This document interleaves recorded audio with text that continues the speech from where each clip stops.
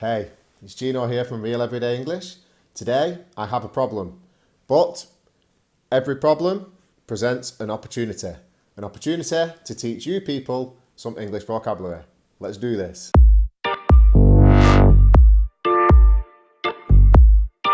People, happy Sunday, welcome back to the channel. Before we get started with this week's video, I just want to say that this is going to be my last video in 2019. Next week is my birthday weekend. I'm 36 years old, getting quite old now. And shortly after that is the Christmas break. So I'm going to recharge my batteries for the next couple of weeks. And then when we hit 2020, it's going to be business as usual, a video every Sunday. So without any further ado, let's get into the day's topic. Okay, so as I told you, got my earphones in. Okay, so as I told you in the beginning of the video, I have a problem today.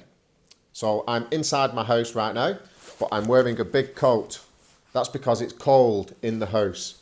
And there's a reason for that, and that is because I have a problem.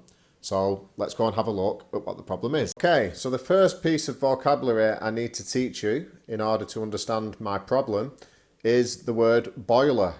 Now this contraption here is a boiler, and a boiler is a fuel burning apparatus or container that heats up water. So basically it makes hot water. And can you see this symbol here? This is the brand. And a brand means a type of product manufactured by a particular company. So if we look at the boiler, you can see here there's a flashing green light.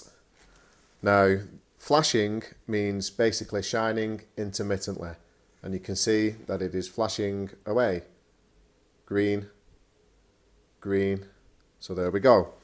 And then the next piece of vocabulary I'd like to teach you is the word dial.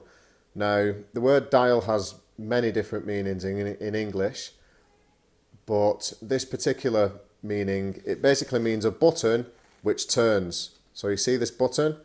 It turns. I would describe that as a dial, which is basically a turning button. And this is a gauge. Now, gauge means a measuring instrument with a digital display. So you can see that there's a digital display and the needle is showing just above 1, and this is the pressure gauge. So I know that the pressure in the boiler is fine. Okay, so now we've described all that, the boiler is not working. And when something is not working, it means that it is not functioning or operating as it should. So the next thing we need to look at is the thermostat. This is the thermostat, and a thermostat is a device which regulates temperature automatically. So you can see that the temperature on here is set at 17 degrees, and I can turn the temperature up by pressing this button and turn it down by pressing the other button. So we know that the thermostat is working, so the problem must be with the actual gas supply. Okay, so here we have a cupboard, and the definition of cupboard is wooden furniture or enclosure which has a door. So you can see that this has a door on the front with the handle, and if I open the cupboard, inside you can see my gas meter. Now, meter has plenty of different meanings in English, but this particular type of meter basically measures the amount of gas that I use, and then it charges my account accordingly. So if we press this red button here, you can see on the screen that I have £6 of credit. Credit basically means money which has been put onto an account. So I have £6 of credit, but there's a little symbol in the top which says call for help. So what I need to do is I need to call the gas provider and get them to come out and have a look at this meter. And you can see that inside this cupboard it's quite dusty. It's quite dusty in this cupboard. Okay, so we've established the root cause of the problem, and that is that the gas meter is not working. And because the gas meter is not working, my radiators are not working. This is a radiator, and it's basically a metal device that emits heat. So because my gas meter isn't working, my radiators are not working, which means it's very cold inside the house and I have to wear my jacket. The other problem I have is that I don't have any hot water until the engineer comes out and fixes it.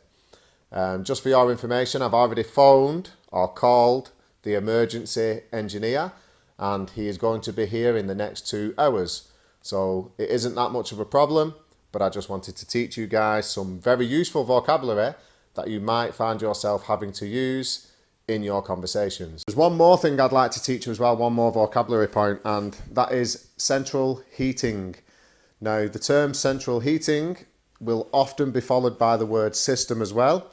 So a central heating system is everything involved in heating up my house or a building. So the radiators, all of the pipes and the boiler, they collectively equate to the central heating system. Okay people, that's it for this week's video. As always, I hope you found it useful and I hope you learned some new vocabulary.